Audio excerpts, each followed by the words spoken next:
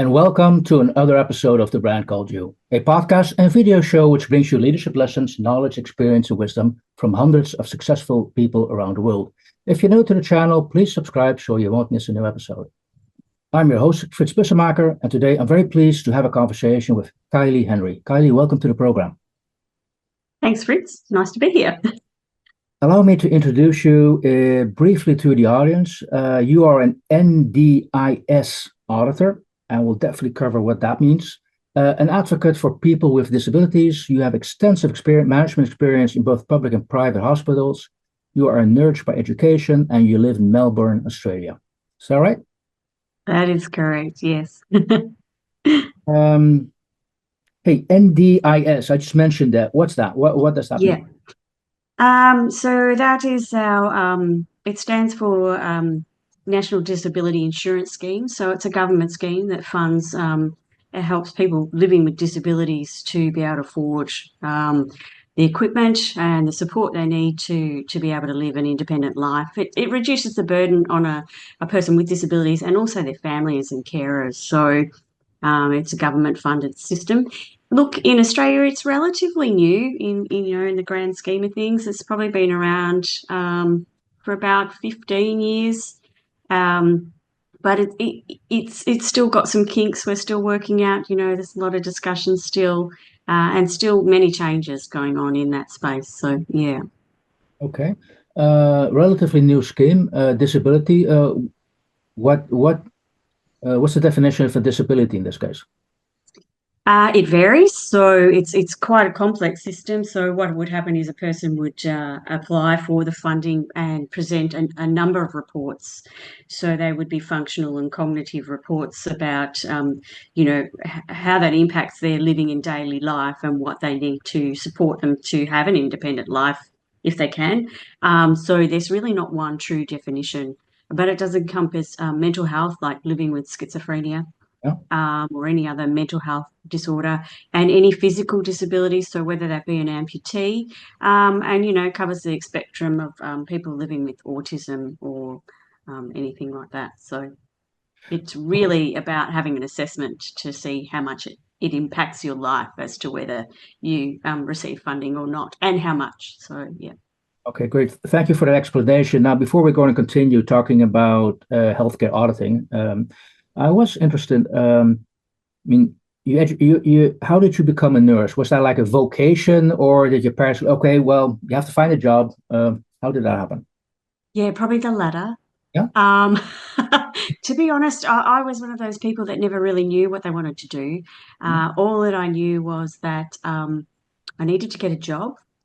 I'd actually done year 12, and I was probably the only child in my family to do year 12. So, and it looks a bit hard to go and get an apprenticeship, so I might see if I could go to uni.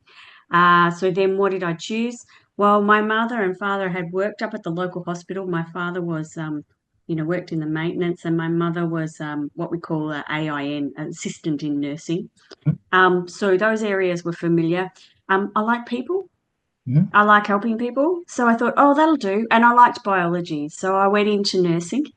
And the other thing I thought was it'd allow me to travel and do other things, because I knew that nursing was a step into something, or could be a step into something else. So travel, people, good at biology, sort of is what got me into nursing. Okay. Quite quickly, rapidly realised that traditional nursing wasn't for me ever. I'm good sympathetic wise for about 15 minutes. I'm actually a much better technical person. And so within, 6 months of starting that course, I knew I wanted to end up in theatre. So I just loved how the human body worked, and all the sort of, I think I'm very process driven, so it worked much better to be in theatre. If I give a drug, this happens, and if I do this, this happens, and here's how we put bodies back together and that sort of thing. Bit of adrenaline junkie, so trauma and all that sort of exciting stuff was good for me. So And yeah. that's also what you've experienced in your career? Yeah, in the first part of my career, when you're young and you don't have very many responsibilities, it was very much an adrenaline rush. But it was very long hours, 60 hours a week. I did heart transplants and trauma and hyperbaric nursing. So, I was always in there with the weird and wonderful. I was always fascinated by the interesting stuff that we came into contact with. I know that sounds a bit impersonal, but, as I said, I'm a very technical person. So, yeah, I enjoyed it a lot. Great. But then, Yeah. you get to a certain point in nursing, and this is obviously only my perspective, but I think you mentioned the word vocation. Mhm. Um, I wouldn't, yeah, there does seem to be people that can do it lifelong, but I sort of got to a point around, the 10-year mark where I went, well, I'm sort of at the top here, and, I'm looking for something more. So, that's probably what's led me into where I am now. It took me a long time to get there, but yeah. Yeah. Oh, but by the way, something in the back of my mind stuck when you mentioned it, when you talked about why nursing. You say you get to travel a lot, and that's not something I associate with nursing. That's my, could say, assumption is, oh, you stuck to that particular hospital, but where does the travel come in? So it's a qualification that you can take around the world. Okay, in that sense, yes. Yeah. And so, yeah, we did, I did work in the UK for 2 years. I did sort of think about applying for America, but you would have had to resit an exam. Um, but yes, I always thought that, as a nurse, I could go and live and work in the UK, New Zealand, I think, and Canada. So, there are places where the skills are immediately transferable. You don't have to go and resit exams. So, yeah, that was something that I'd always want to do was live and work overseas. So, yeah, And you've done that. UK, you yep, mentioned. Yeah. And how was that? yep. I mean, does you say okay? So nursing is like a universal skill which is needed around the world. But is the nursing practice this also universal, or do you see significant differences how, well, in your 2 years in the UK, it's differs from what you're used to back home in Australia? It was pretty similar because in the healthcare system, there's a lot of Australians and English people sort of coming to each other's healthcare systems all the time. So a lot of Australians, even in the medical field, will go to the UK to do some of their training as well. So there was a lot of interchange. This was a long time ago. This was 2000, 2001, and both countries were screaming out for those skills. So I felt in the UK that they really liked Australian nurses. I think we've got a bit of a can-do attitude. We're sort of like, well, actually, if it can't be done this way, we'll find some other way to do it. Where I did find in the English system, they tended to be a bit, well, it can't be done, and they sort of would stop at that. Um, so yeah, I think we were known for being hard workers and hard partiers. But so I always felt well respected and really enjoyed my time there. I must admit, half of my focus was definitely on traveling, but you could do that with nursing, so it wasn't a problem. Okay. Mm. No, no, thank you for clarifying that, at least for me, that the idea of traveling. But okay, back on track. So you realized I've reached the top of my game from a nursing perspective, and then the question is, what's next? What else? What do I do now? Yeah, it's quite hard because as a nurse, I think you tend to circulate just in that medical profession. That's where all your professional connections are. So it's very hard, I found, to get out of it. But, I could see from my husband the connections he was making and, what it was like in the business world. None of my family background were involved in business. They're all tradespeople. So this was like a whole new world to me. And I want in on that. I'm not quite sure how, but I want in. So it took quite a long time. Look, I went off and I had some children, and that tends to take your focus away for a little while. So you use nursing just as a let's get through this phase and concentrate on the kids. And then I started to look at what else was available. And what happened was, one of the nurses I was speaking to, she said, "Oh, I'm an independent consultant. I go around and I give medications in people's homes." And I went, that sounds kind of interesting. So I got the details and I went off to be this nurse consultant. Let me tell you, I didn't make any money, but I loved all the people I met. So the drugs we were giving were for osteoporosis. They were IV drugs. So being an anaesthetic nurse, I was very good at cannulating. And osteoporosis, predominantly a disease of of people who are aging, in their 70s or 80s. And in my local area, that is the Greek and Italian population that migrated in the 50s. So I had a fabulous time. As I said, I probably didn't make very much money because I spent too much time talking to them. Luckily, I had to create my own business. I had to have my own ABN. So it didn't matter. I was not tied down to how much I did. That was purely my decision. So it worked well with having small children. But these people were marvelous, and it reminded me how much I love people. And I asked them to tell me their stories. These Greeks and Italians that had migrated to Australia, and how tough it must have been for them. And now, their families were all grown up and gone away, and they just wanted somebody to sit and talk. I can't tell you how many cups of coffee I drank, and how many times I left the house with arms full of homegrown produce. But, I think I got more out of it just by talking to these people than, providing the service. And to me, I think for them, it wasn't about me coming to do the medicine. It was the visit that was really important to them. So Attention, being lonely, probably. Yeah. I think so, very much so. Yeah, yeah, yeah. They were older people. They were generally on their own. Um, and it was really, really lovely. Yeah. Great. And then from that, my manager, sent out an email saying, "Look, I'm leaving, I'm resigning." And so I made a phone call. I just wanted to say thank you. You've been a great manager. It's lovely. And she said, well, by the way, I've nominated you for the job. Hmm. And I went, okay, what does that mean? And so she said, look, it's state manager of Victoria and Tasmania. So that's two of the states here in Victoria. As you know, all the nurses are independent contractors. I think there was about 40 at the time. And, you would be running these programs. And I went, oh, okay. So I went home and I spoke to my husband because the timing wasn't good. My youngest was about to start school and I wanted to be there, to deal with that and maybe go in and help out at school, because, your kids are only little once.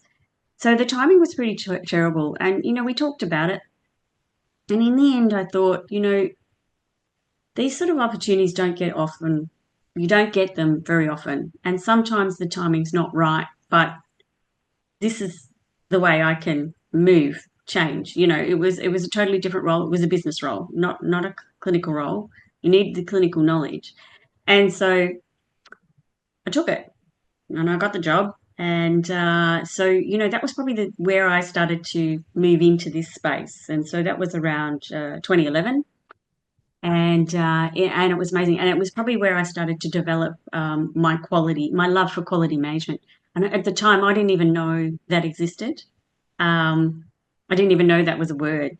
I got into this organisation, and to be honest, it was a bit of a mess. I thought, hang on, we've got all these rogue nurses out there doing whatever. I have no idea what they're doing, but ultimately, the responsibility sits on me if they do something wrong. I would like to have a little bit of structure around that. And that's the essence of quality management. But at the time, I didn't know that. Yeah. And so then the company went through ISO and they hired a quality management manager, and it's like the lights went on. I went, here I am. This is where I want to be, mixed with my clinical, still having that ability to talk to patients, and so yeah, I was really happy. Yeah. And I suppose I need to jump back a little bit here, back to 2000 when I was working in the UK. I gave my husband an ultimatum. I actually said in 1999, he was working in Sydney and I was in Melbourne. I was doing a postgraduate, and it sort of worked while I was studying because I had no distractions. But then I thought, no, this is not a life. I don't want to live, my husband in one state and I'm in another. So um, I went and applied for a job in the UK and I got it.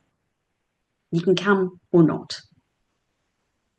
And my amazing husband came, dropped his job and came. So if we now go back to where I was talking about as being a state manager, I'd been in the role for about 4 or 5 years. I was a bit bored. Everything was pretty easy, settled down. And, now I'm looking for something else to do. And my husband gets up one morning and he goes, I've decided we should go around Australia for a year. You can come or not. Wow. Uh, So I was pretty angry. I didn't speak to him for a couple of days because I sort of went, I'm in a really good job, I like what I do. Um, and again, it was one of those moments where I went, these opportunities don't come around very often. You don't say no. Who would say no to a trip around Australia for a year? by the way, so far, what you've described that I don't know to what extent you are seeing them as milestones, but you're describing two milestones where those milestones were triggered by somebody else. So somebody Yeah, said, "You're for a job." Somebody else said, "Look, we're going down Australia around Australia for a year." I think that's the story of my life. They're always triggered by somebody else. Maybe not so much now. I'm a bit late to the party, I'll tell you that, with the whole, business and understanding it. So then the next milestone was we come back. I'm floating around trying to find a job or just finding something I like. It was the same thing. Someone reached out to me and they said, "You're a nurse?" Yes. You've done auditing before or quality management? Yes.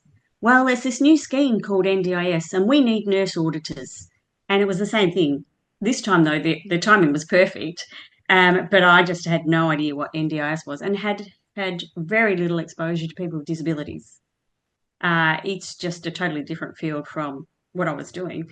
And I went, okay, let's give that a go. So again, it was somebody else that got me where I am now. And again, they said, look, as an auditor, it has to be your own business. Mhm. So you're going to need an ABN. You're actually now going to need, a business name and set it up. Here's the insurance. Here's what you're going to need to do. So off I went. And probably about 3 or 4 audits in, we do them in pairs. So I'm starting to meet other auditors. So these are people from different walks of life now. They're not nurses. And I'm sitting there and I turned to my auditor friend and I said, how can these people not understand what it is they need to do? I said, it's so simple. And she said, Kylie, that's what consulting's about. And so there began that consulting journey then, and so I Oh, probably spent Kylie, hold six on. months. Yeah. That's what consulting is about. What's the definition of consulting now? I don't know, but I think for me it was about I could help these people get where they needed to be. What they found a very difficult system and couldn't seem to be able to work out was simple to me. And I thought, well, I could use my knowledge, skills, and experience and teach them how to do it and provide them with the right And also information to do it. and also realizing at the time, oh, it's simple to me because I have 20 plus years background in that field. Probably, yeah. I don't think nurses very good at undervaluing themselves. I don't think they realise that they actually have transferable skills. Most of them think that they can't do anything beyond a hospital job, but we're actually, we're amazing communicators. We're actually very good at building rapport and client relationships. Um, we're teachers. I mean, that's part of our nursing, scope of practice is to teach and to educate. So. And I don't think as I said, we're not very good at self-promotion. We're not very good at selling, or not very, I'm not. And I know there's a lot out there like that. And a lot of them are very fearful to step beyond the borders of a hospital where they are well protected. Because going out on your own as a consultant, suddenly you're not protected by the system. So, in a hospital, there's always someone I could turn to, someone who knew better, someone who had more accountability, the responsibility laid on their shoulders, not on mine. And all of a sudden now it's on me. And so that's quite difficult to, for a nurse to have that self belief that the information that I have is worthwhile and it's worth sharing. So, yeah. Okay, well, I'm actually glad that you're sharing that on the brand called you because I do feel this is, yeah, you could say uh, a fact we need to share with much more people. Hey, a couple of questions, Kylie, given the fact I'm conscious also of our time at the moment. First of all, how do you now define success in your life and in your work environment? Uh, I think it's about happiness and work life balance for me. It's being able to do something that I enjoy, um, and also have the time to do things that I enjoy in my personal life. So my professional satisfaction comes from, people being happy with the service that I provide. And for me, it's about them going on and having an audit and passing the audit and saying, hey, Kylie, we don't need you anymore. So I've transferred my skills. I don't want them to have me there all the time. My belief is, and I say this to all my clients when they come to me, I say, eventually what I want to do is I'm not going to be here and you're not going to pay me on a retainer. I want to give you the skills to go off and do this yourself. This is your business, not mine. That works to a certain degree, except for where the services need a nurse and don't have one. And then I provide sort of ongoing support. But, and it's about having that time for my family, not working, 60 hours a week and not seeing my family. It's about, being able to go away on holiday. And I've got an amazing job now where the travel component is there. Okay, I don't get to go overseas, but I'm all over Australia, every stage.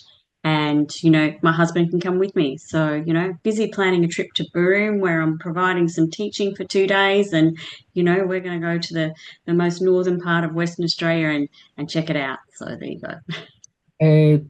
That's not, I mean, Australia is big enough, so that's, It's huge. and that also revisiting what you've done, we just said we Yeah. traveled Australia for a year. Oh yes, I'm doing some research on an amazing place that it would be a great place to take somebody who does not live in Australia. Okay, good. Keep me up to date on that. Yeah. A couple of, you could say, final questions.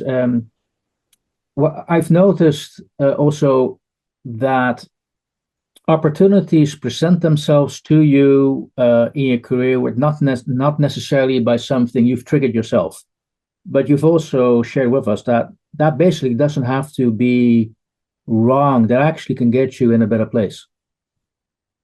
Yeah, and I suppose that's the difference between me as a nurse and somebody who's grown up in that business world, because I think business people tend to create that opportunity. They're a bit more bolder than I am.